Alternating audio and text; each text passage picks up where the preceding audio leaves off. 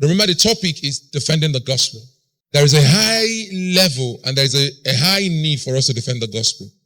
Defending the gospel is also defending certain believers. When I mean defending certain believers, it's not when someone is in error, you are defending the person. A particular sister, a popular celebrity, my wife called my attention to it, was conducting deliverance. And she was conducting deliverance. People began to question, by what spirit is she conducting deliverance? By what spirit is she casting out those demons? And people begin to bring suggestion that you should have gone for mentorship, you should have waited.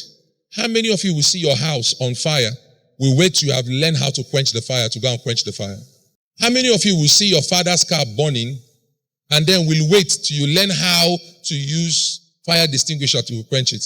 The first thing you will probably do is to get whatever thing that is necessary to try to quench it. Even, I hope you know that water doesn't really quench fire. Rather, it amplifies it. But the first thing you will often do is to use water. And then you start complaining that the more I pour water, the more it burns. You see a sister that saw that his own father's house was occupied by an evil spirit. And though you consider her to be small in the spirit, who are you to measure the weight of a man's spirit?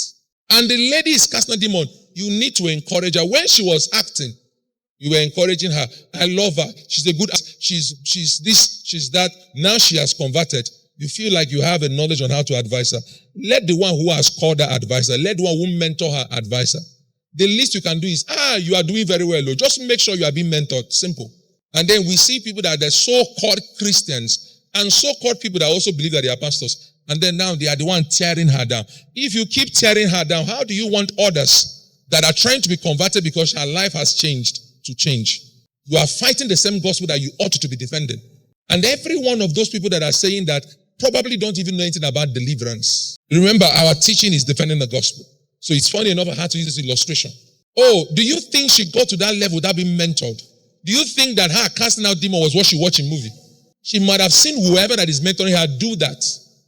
And then she's only practicing. And how can you grow if you don't practice? Most of those people saying, let her be mentored. You think that's how Christianity works? While you are being mentored, you need to be practicing the little you have learned from your mentorship. It's only when you practice that you can go back with question.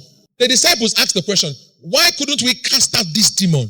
They were being mentored by Jesus, Jehovah himself, and yet they were practicing and they were failing. Why didn't they wait till Jesus was done with them and leave? If Jesus has done with them, and how will they now ask the question? And if they didn't ask the question, how can we now be educated on the truth? Sister, carry on.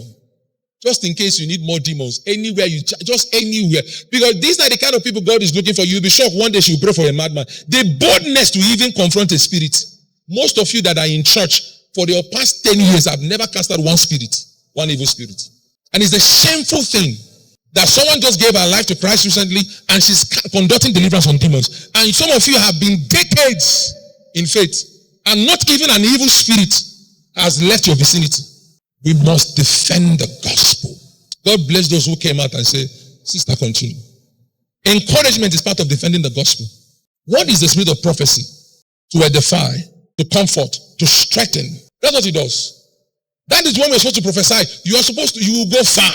Rather, we are throwing stones. Thank God from beginning, we know how when she was in the word, her ear no day. Now when she did in the spirit, she will cover her ear for what they talk to. You see, there are some people that, I told you, remember the prophecy I gave to you? That I saw women that YouTube deleted my videos. So some of my prophecies, I don't know how to show you again. I told you that I had a vision. It was almost like those that were dressed with that I thought were born again Christians and were cast away. Then those that look like harlots were the one proclaiming the messages. I told you there are mothers that went to the mountains to pray and they have been interceding for the young women of this generation to wake up. It's happening. Many voices are raising the place of submission. Many voices are raising against some adulterous stuff that this generation is doing. You must defend the gospel. You must lend your voice to the gospel. You must play a role for the gospel of our Lord Jesus Christ. It's a must. You can't hide from it. You can't shy away from it. It's a must to defend the gospel.